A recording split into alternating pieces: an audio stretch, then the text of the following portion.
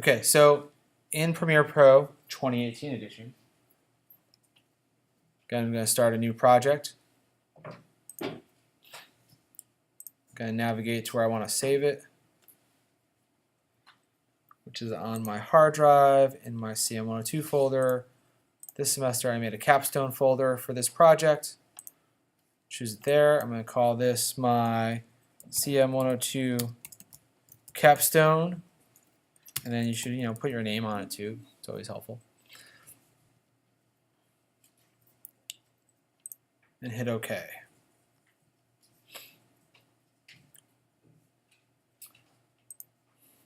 So the first thing I'm going to bring in is just the video of your talking head video in the studio. So where's that folder? I'm borrowing this one. Is she looking at? Oh my god, no. Yeah, no, sorry. I'm using yours. Oh my god. No, because there's a good reason for it. Oh god. Because you had to do a retake, so I need to show how to edit over the retake. Yeah. As you were doing it, I was like, I'm using this one.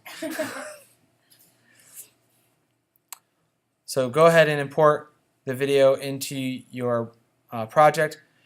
Now you're going to also be importing different photos that you've taken, video clips of your other projects into this as well. So when you're thinking about what's going to go onto this, it's going to be the different elements that you talk about in this to show off. Like I said, this is a visual representation, a video version of your poster. So it's going to have example pictures, example videos that's going to play inside or over the top of the video clip.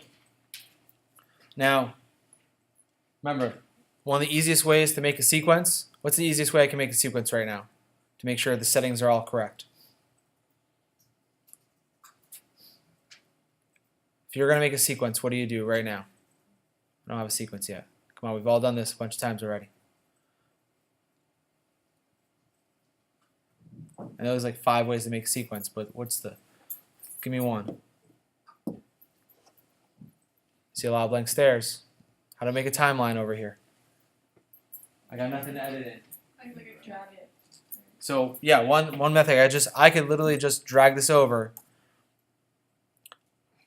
And I'm not going to keep that video there. I'm going to delete it out. But I use that technique just because it copies all the settings correctly.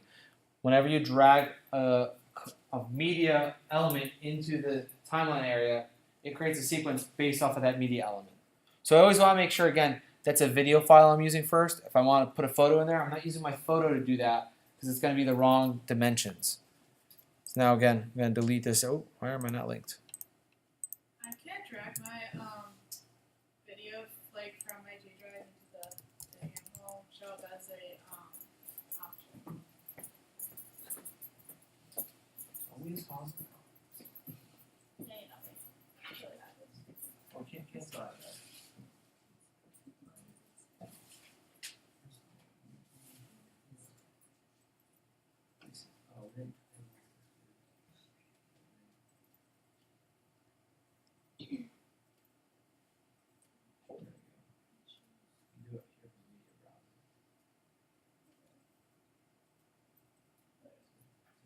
Now we're going to just right click on it. I just don't know where. I think I zoomed in. How do I screenshot my website? I'll get to that in a second. Don't worry. That's on my list. So again, once I create that sequence, you can see I'm going back in here. I'm just renaming it. So it's not, because by default, it just copied the name of the video file. I want to name it something that makes sense. So I name it, give it a name. And now, just going to double click on this. Phone is ringing in my wrist. You did fine. Don't be embarrassed. 3, 2, 1. So I'm gonna, after the 3, 2, 1, that's where you choose your endpoint. Hi, my name is Danielle Fishbein, and I am currently a student in Professor Shiobi's CM102 Intro to Media Production class here at Sacred Heart University. This course successfully introduced me to the foundations and fundamentals of the production process. CM102 introduced me to brand new editing software and taught me how vital details are when it comes to the editing process. This class also allowed us to create our own websites to display our work. Our websites allowed us to create our own.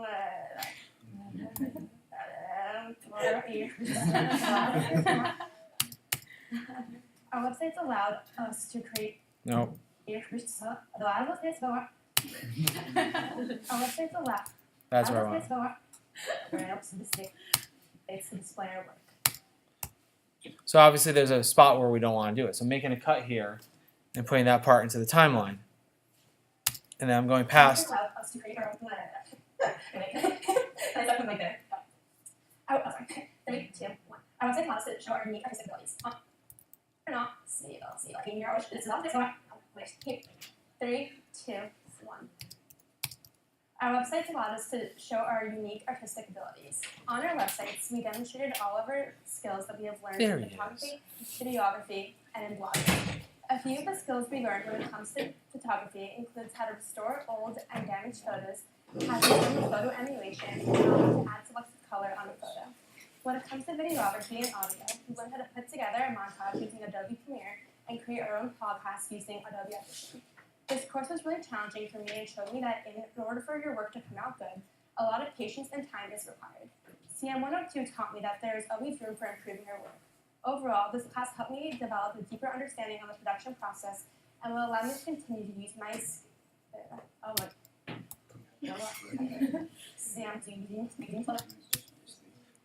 We're just going to cut it for there for right now. Because I just really need one cut in here to show you what I want to talk about.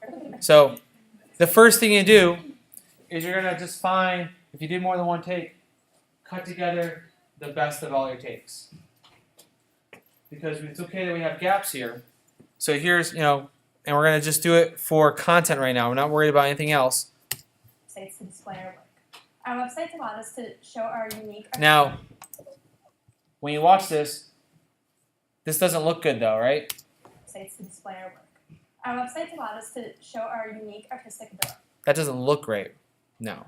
So if I'm going to do that, allowed us to create our own websites to display our work. Our websites allowed us to show our unique artistic abilities. On our websites, we demonstrated all of our skills that we have learned in photography. So what am I going to do with this? Remember, I want to put other things up here. How do I cover this edit? How do I make it so we don't see this edit? Stephanie, put your hand down. Madison? Put like a picture, like a video clip in between it so you can. So we're going to put, not in between it, over the top of it. So, because if we put it in between it, we're splitting this clip up, and it's going to be an edit. What we can do is we're going to put some B-roll on top of it. So she's talking about her website. So this is where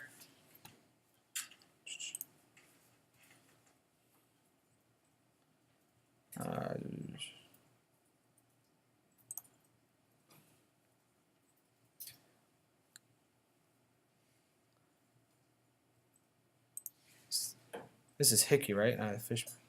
Which Danielle is this? I always forget. I'm bad with. I'm like, just tell me. So, of course, your website's not going to load right now. For some reason, Weebly has been like really off. So pretend this is your website. Whatever.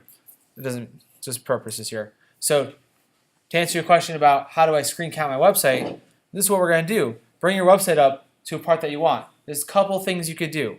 If I just want a static image, just a regular old screen cap, if on the keyboard your shortcuts, if you hit Command, Shift, and 4 on a Mac keyboard, that's Command, Shift, 4, you get little crosshairs on your screen, and then I can draw a box with that anywhere on the screen, and it takes a picture. And now that is now, if I go to my media browser here, it's on the desktop. Here we go. There it is. And I can import that into my project. And then here it is, and I can take this screenshot and put it right over the top here. Now, you can see that's not big enough. Now we're also going to be taking things, we can put them in different locations too. So there's two things we can do. Right now I'm talking how to use B-roll to cover up that edit. So I need this to be larger. So while I have, make sure I highlight the screenshot in my timeline down here.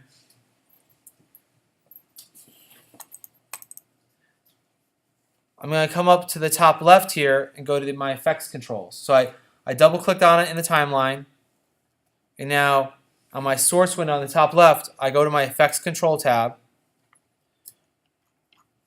and you can see under motion, I'm going to troll this down, you have different options: positioning, scaling, rotation, things like that.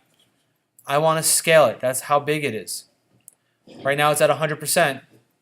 I could type in a number there, or I could just, while my mouse is over, I can click and drag it and make it larger. Now I can also,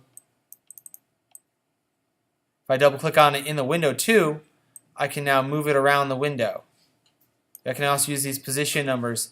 These are my X and Y axis to move it around the window as well. And now, Has also allowed us to create our own websites to display our work. Our websites allowed us to show our unique artistic abilities. now I covered up the edit. It doesn't have a lot of pizzazz yet, but I don't see the edit point. I've covered up that spot where I want to cover up where I made a mistake. And this is very common for if you're doing a news report. People usually don't do things on the first take. And if it's not live, you do multiple takes. You do get your best take out there. Bless you. Now, if I want to take this image and want to add some pizzazz to it, so this is a full screen image, I want to add a little motion to it. Again, I'm going to double click on it so I get to my effects controls. I'm going to go to the beginning of that clip. And you can see up here in my effects control area, I also have a timeline up here. Get to the beginning part. This is fun here. I'm going to, under position, see there's the little, looks like a little stopwatch button here. I'm going to click on that. When I click on that, you'll see over to the right, it creates this little diamond on that part of the line. So where the position is, has a little diamond or a mark. That's called a keyframe. So I've said at the beginning of the clip, this is where I want to start. And now when I get to the end, I'm just going to scroll to the end, I can move it around to a different location. Just move it up a little bit. You'll see it automatically made another little keyframe there.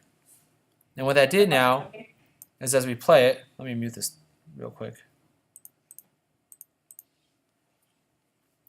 As we play that, I've added motion to the image. Just by telling it to start and stop at different locations, it adds motion. And you can also do the same thing with your scale. You could start it in the beginning here, start it at one size, and by the time I get to the end, I can increase the size a little bit.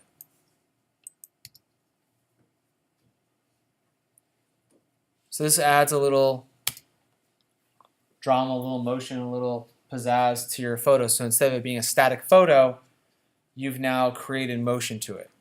That's if you're doing a full screen thing. Also with your website, another thing, instead of just doing a static image of your website, you can do what I'm doing right now, and that's record your whole screen and then take that video into the editor later on. So on Macs, if you open up QuickTime, there's a feature to do a screen recording, which is what I'm doing right now, so you can watch this later. That's how I've been recording my screens for you, is that if you go open up QuickTime, under the File menu, there's an option to record the screen, and then you can just tell it to record a window. And you can record you navigating through your own website for 5, 10, 20 seconds, and then take that into your project and have you actually navigating through the website as part of it. So if you're talking about your website portfolio, that's one way to bring it to life. Now another thing we could talk about is that you can see I purposely placed everyone on the right here to leave this big left side open here. So when you're talking about images and things, you can also bring in, I'm going to bring in on the timeline here, bring that image in again. Again, if you double click on it while it's in the frame, you get the editability just like in Photoshop where I can change the size of it. And I can move it over to here, and now I have a little OTS, a little over-the-shoulder shot.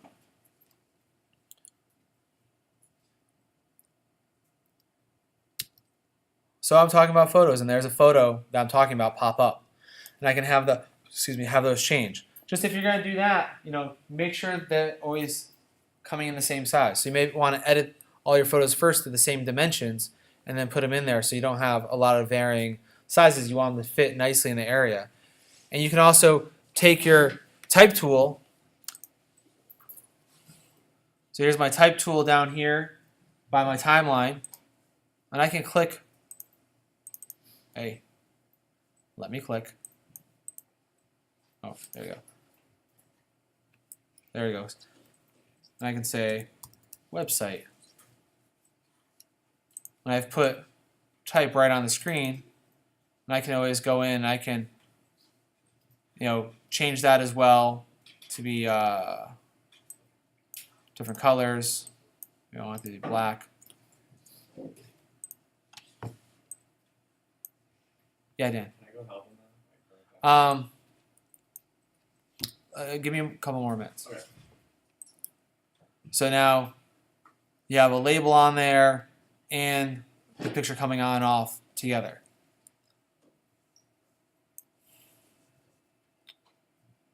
You can also, if you in your script you're talking about your video projects, you can bring in your video on the B timeline or video 2, mute the audio from it, and have that playing at full screen while you talk about it and talk about how much fun it was. The one other thing I want you to add on to this, at the very beginning here, is a lower third with your name on it. And the reason why I want to make sure you opened up in the 2018 version of Adobe. Okay, then why isn't it? There you go. It's because you go into the graphics tab up here. You actually have a bunch of pre-made graphics over here on the right. And you can see there's a folder called Lower Thirds. And here you can browse through. So instead of creating something from scratch, you can start with a template. And I can just drag one of these onto the timeline where I want it. You can see it has insert name here, add title here. When you click on it, I could just double click right in.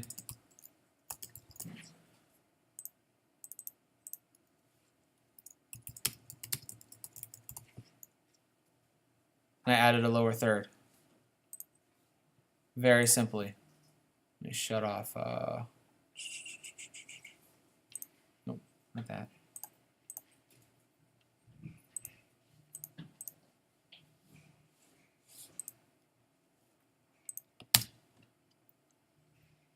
So you put your first and last name there. You could say what year class you are, your student, whatever. Give your safe name and a title, and it adds a lower third. Now, one thing with this, I might want to reverse it and put it on the other side, being that you're on the right side of the screen, not the left side of the screen. Are they right justified ones? Of course not. You should be able to change that, though.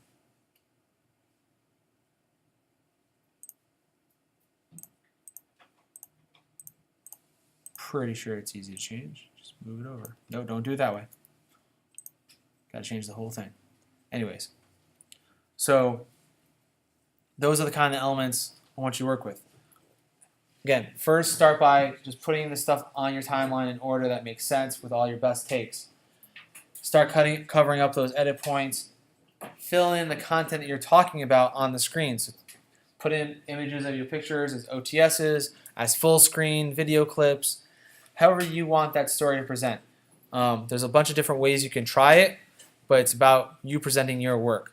And this is going to be, when you finish this, this will be on the first page on your website. This is going to be on your home page. This should be the first thing that people see when they go to your website at the max. Any questions? All right.